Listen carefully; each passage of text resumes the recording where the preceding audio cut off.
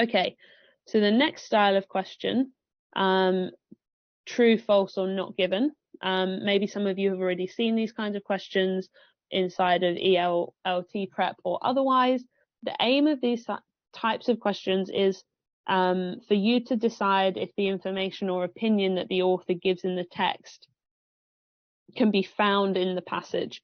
So what it's testing really is your ability not only to identify specific informations and scan a text for an opinion or a piece of information, but actually understand the information or the opinion itself and understand what the opposite of that opinion might be. So in order to approach this and give yourself the best chance of success, some tips would be to actually understand what the meaning of every answer is. So if you're saying that something is true, that means that the information is found in the passage. If something is false, it means the opposite information is found in the passage, and not given means the information is not mentioned in the passage, it's not discussed. The one that often trips people up here is the distinction between false and not given.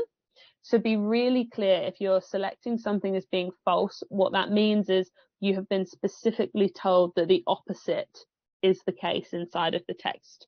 One way that you can kind of help yourself to run through these as options is to paraphrase the statements again before trying to look for the answers themselves.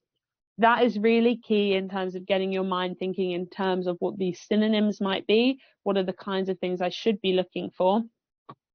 Also, these questions are often laid out in terms of a series of statements that you then have to evaluate as true, false, or not given. Bear in mind that the answers to these questions will come in chronological order inside of the text. So as you work through the statements, statement 1 will be about the start of the paragraph, 2 maybe about the middle, and 3 about the end. So work through it in chronological order and work through the paragraph in chronological order. When you are trying to locate the answer, you can go through that very systematically. What we'll do now is we'll just move on to another example from a past paper. So this again is from exactly the same paper that I linked at the start of the session, from the same paper of our previous question that we looked at together. Here it's saying that it's asking you to ascertain whether or not the following statements agree with the claim of the writer in the passage. You're asked to select true, false, or not given based on each statement. This is, you can see this one is actually asking you about the passage as a whole. So this is one that we'll return to later in the session if we have time, just because I don't want everyone to go away and read the passage and then we use up maybe 20 minutes of our session. But just to give you a look into how these questions are laid out.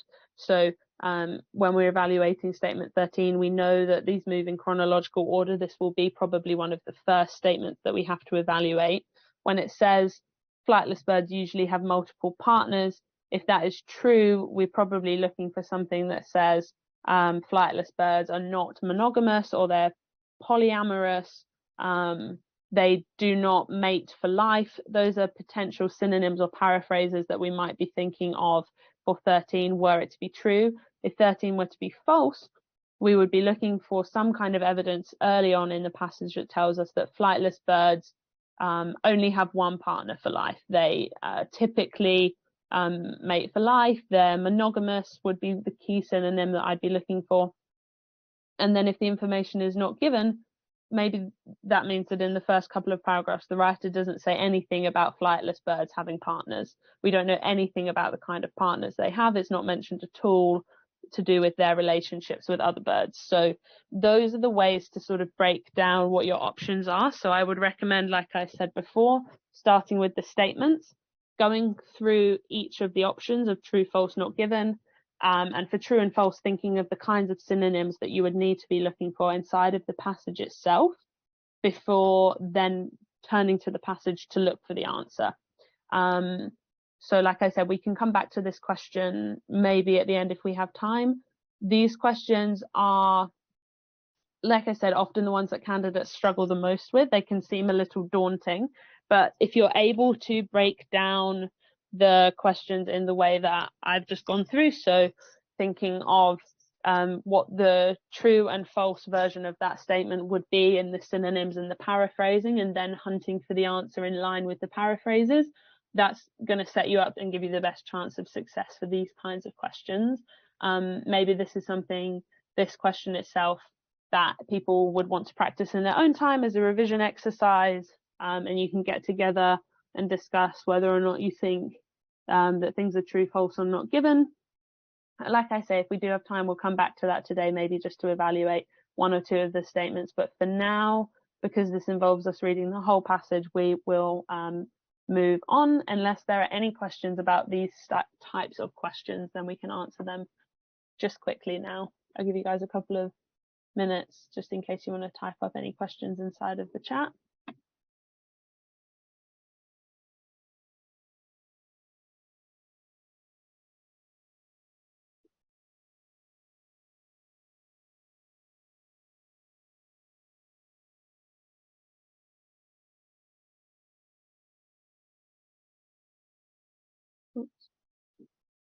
Okay, I'm going to assume then that people don't have any questions, in which case we can move on. Okay, on to vocabulary questions. So I think I mentioned at the start of the session today that these are very prolific. You will get a lot of vocabulary questions inside of each paper. Especially if you have two passages, expect to see maybe 2 vocabulary questions for each. So they're a really easy way to win points. They're also probably one of the easier types of questions because they're essentially a test of your ability to understand synonyms and contextualization of words. So the task you're given when you're being given a vocabulary question is actually just to identify what is the most appropriate synonym for the word in the context of the sentence in which it appears. And that's really key. This focus on context for vocabulary questions is massive because a lot of the time the meaning of a word will be very specific in relation to the sentence as a whole. So do not, when you're faced with a vocabulary question, just pick the one that you know to be the best synonym, because it might be the case that in the context of the sentence more generally, actually another one of the words is more appropriate. We'll go over an example of that in a couple of minutes. So the skills this type of question is testing is, again, how well is your ability, how able are you to paraphrase certain phrases and look for synonyms of certain words, but also this really massive focus on how to understand the effect of contextualization within a sentence or a paragraph. So in terms of tips, definitely read the whole sentence. What kind of synonyms could you think of off the top of your head? Which of the words you're presented with in your multiple choice is the closest fit to those synonyms you could think of?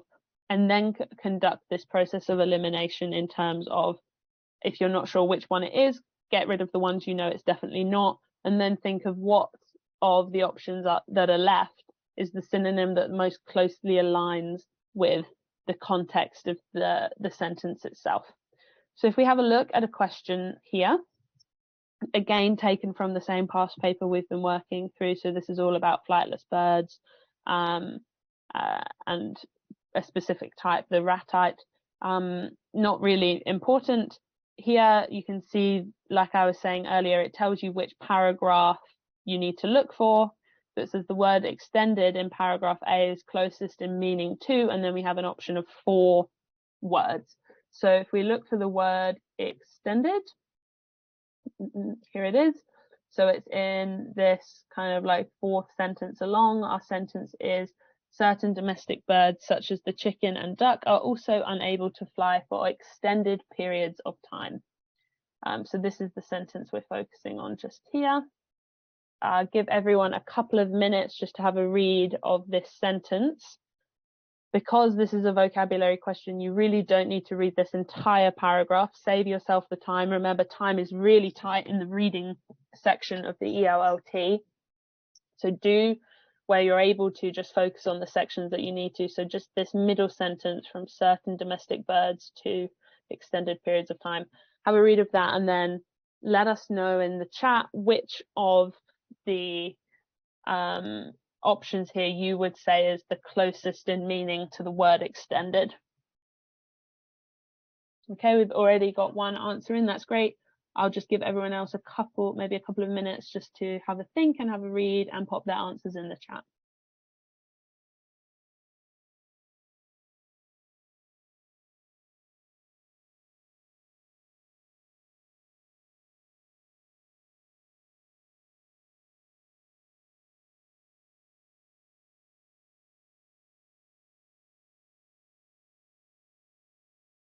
Okay, we've got 3 answers in, so in the interest of time, we will just kind of carry on. I know that a couple of people are just only able to listen and not participate, so we'll just carry on.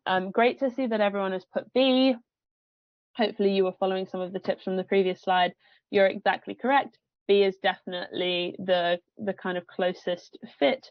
Not only is it a synonym anyway, you can tell in this sentence, lengthy is the one that would fit most appropriately. And you can even run through the sentence in your head, adding in the other words and see which one fits the most. But great, everyone seems to have identified that B, a lengthy period of time, is the most accurate fit. So that's excellent, in which case we can move on. I think there might just be one more different example of vocabulary. So here we have a different example.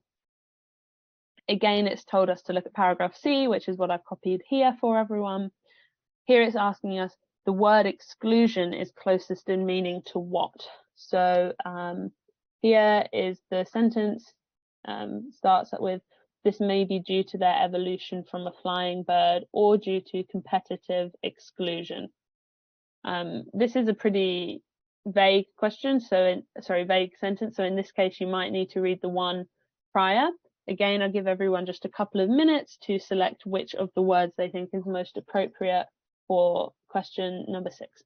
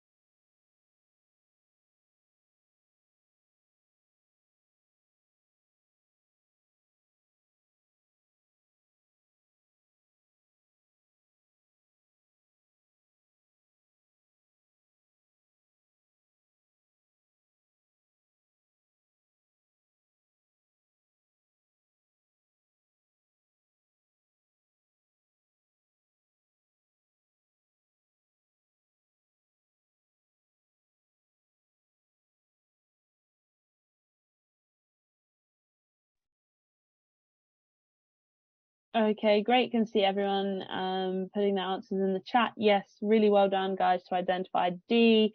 And Gabri, well done. I can see that you've kind of spotted that for yourself now. I can definitely see why you would think A to start with, especially when reading the sentence just on its own.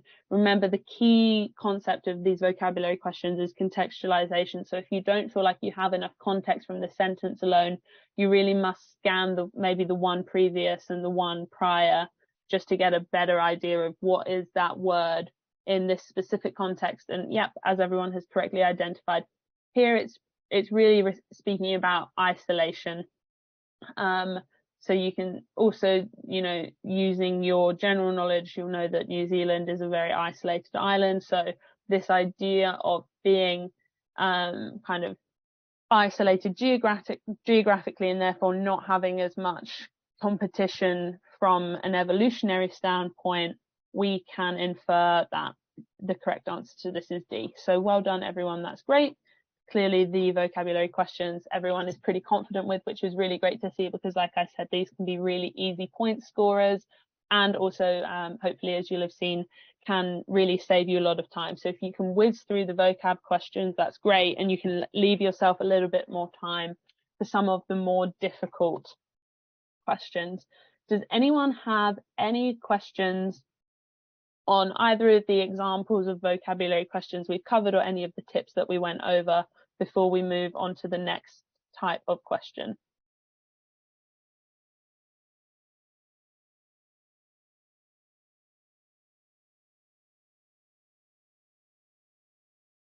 Okay, great. In which case we can move on.